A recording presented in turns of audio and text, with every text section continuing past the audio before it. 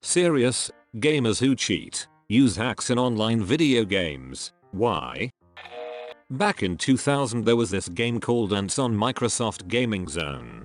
It was a 4-player online multiplayer where you had these ants that had to go around one of maybe 4 or 5 different map options and collect power-ups or tokens for points, and then whoever got the most won. Different maps had different hazards, like hedges or lakes or whatever, so you couldn't go straight to the good stuff, and it was all about taking strategic routes. The easiest map was called Desert or something and had pretty much no hazards, and it was just a race against the other players. The hardest map was called Islands or something.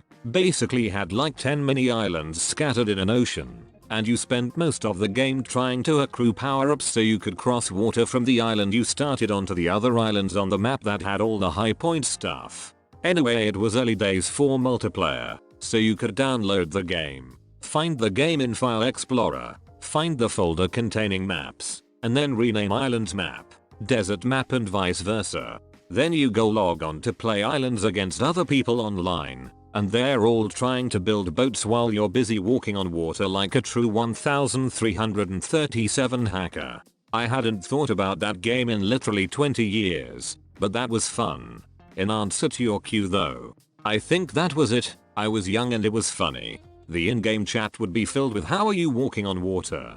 and I'd tell them. Felt like it was us together finding ways to break the game, which was fun, more fun than an otherwise pretty dull game about ants. Man, imagine if stuff like that still worked in online games today. It's kinda funny you say that. Part of the reason I remembered is because almost the exact same hack is being used now decades later by some people in my office over the past few weeks to get personalized backgrounds in our Microsoft Teams video meetings while we all work from home.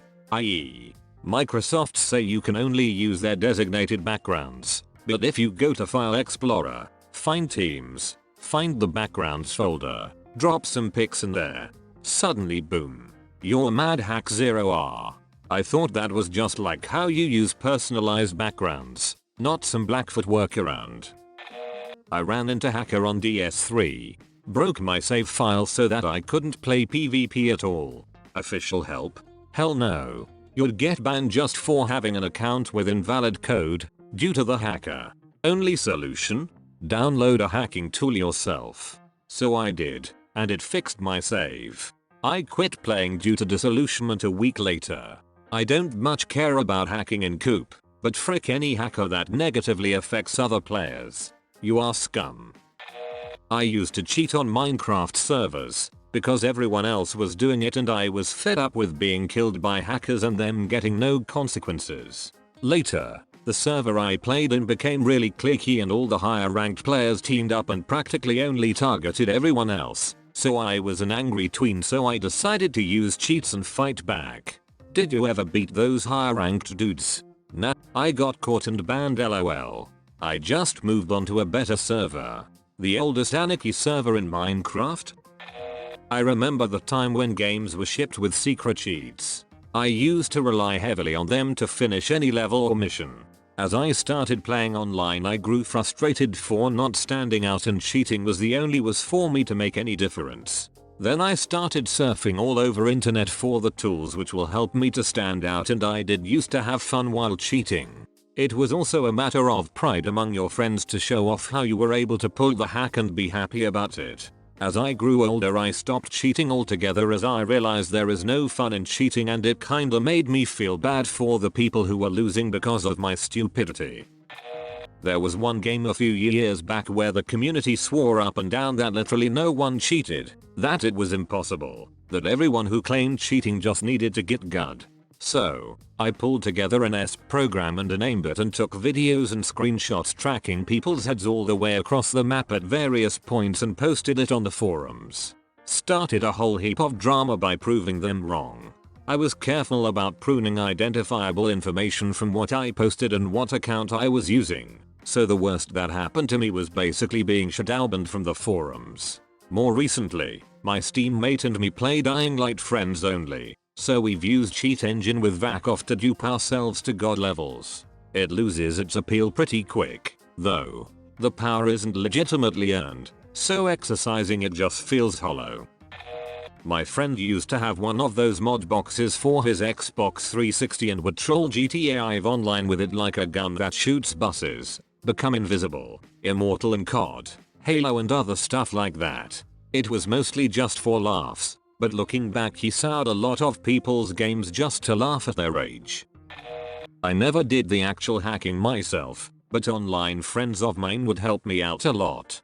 In Call of Duty MW2 it was fun, because there were a lot of options cosmetically that weren't available in the vanilla game. Nothing was more satisfying than getting a final kill cam when your intervention had a SpongeBob SquarePants camo. The amount of rage messages that would result alone were worth it. In GTA V I disliked that Rockstar was steadily increasing in-game prices to drive up shark card purchases. The most expensive items in the early phases of the game were under $1 million like the adder, and it was reasonable that you could purchase most things if you put the time into it. Today you can't purchase anything in that game without carrying a minimum of like $8 million at all times. There's some rocket bike that costs like $10 million that's absolutely broken too. Not going to lie, I bought Cash in GTA Online from a hacker. It was $20 400 M for 4 players, so we paid $5 each. I think these days it's even cheaper than that, as in, you can get billions. But I think the hacker has to have access to your account. When I did it, it was cash drops. I still have about $95 million left, and I don't regret it at all. I felt that I started off reasonable, but very quickly ramped up the prices of in-game items to try and force sales. I never played from the get-go, because no console, but from what my friends say they reduced the money drops from missions etc. 2. I think the first unreasonable priced item was the Hydra, at $3 million. It is such a grind fest and just takes so long to purchase anything legit. After I've played through legit a couple of times, I use save game editors in the Borderlands series to make guns. To me, that's almost as much fun as the game itself. I have a rule that I must find a gun legitimately, but once I do find one, it's fair game from then on. It also means that I can drop presents for other players if they want. I always ask first and won't drop if a player wants to do it 100% legit. In Borderlands 2, for example, my characters usually carry around a spare welcome to level 80 pack. Firstly, I enjoy the creation part. Secondly, the grinding can get ridiculous in the game. I'll do it once for the experience, but doing it over and over for a slightly tweaked gun seems to be a bit masochistic to me. As long as you respect other players' decisions to do things differently, can't see the harm. I used an auto-aim hack back when I started playing online. I was just tired of losing. It was very immature, but, well, I was literally a kid. Rosebud. It just makes the game more fun. But it depends on the game. Games that require so much grinding I am more likely to cheat it. GTA cheats are funny for 10 minutes. One of most common game to cheat on is online chess. It's a big problem. Your elo score is very meaningful. The first 5-10 moves are known as book moves that have been extensively studied, and all the seasoned players have them memorized for different combinations. Mid-game is more about intelligence and strategy. When playing online you get matched to people with similar elo score. When I started playing chess I couldn't get past opening. If I did it was a sure win for me. My elo score was suppressed because of lack of experience in opening, and I was getting matched to really crappy mid-game players. It made the game pretty hard for me. I decided to learn openings and get some decent fun mid-game action. I will cheat in first 7 moves using a book move database. Soon after the algorithms picked up on me cheating and I got banned. Now I'm seasoned and don't need to cheat. I analyze the game after the fact. I don't mind if my opponent cheats in the first 7 moves if they are new. I used mods on 2B2T because I couldn't find any diamonds, and they were Chisel, X-Ray, Modern Warfare and more tools.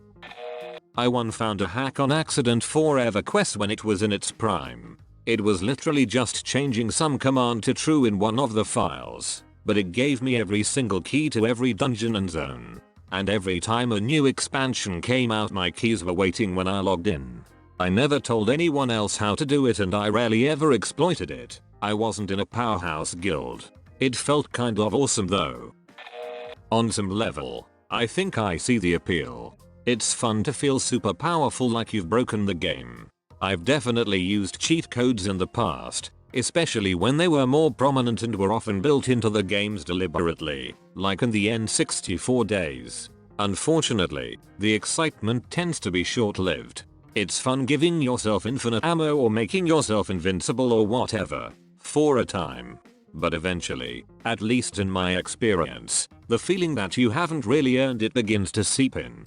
Games are usually designed around a reward system that involves overcoming challenges. If those challenges no longer present a challenge, well, it no longer feels satisfying. Usually, in my observation, those who abuse cheat codes tend to get sick of a game and put it down far earlier than those who play it legitimately. Some people take tremendous pride in useless statistics, like a kill to death ratio on a video game or karma points on a certain website. And that's all for now. Make sure to like, subscribe and click that bell notification for more /Reddit network videos. Thanks and come again.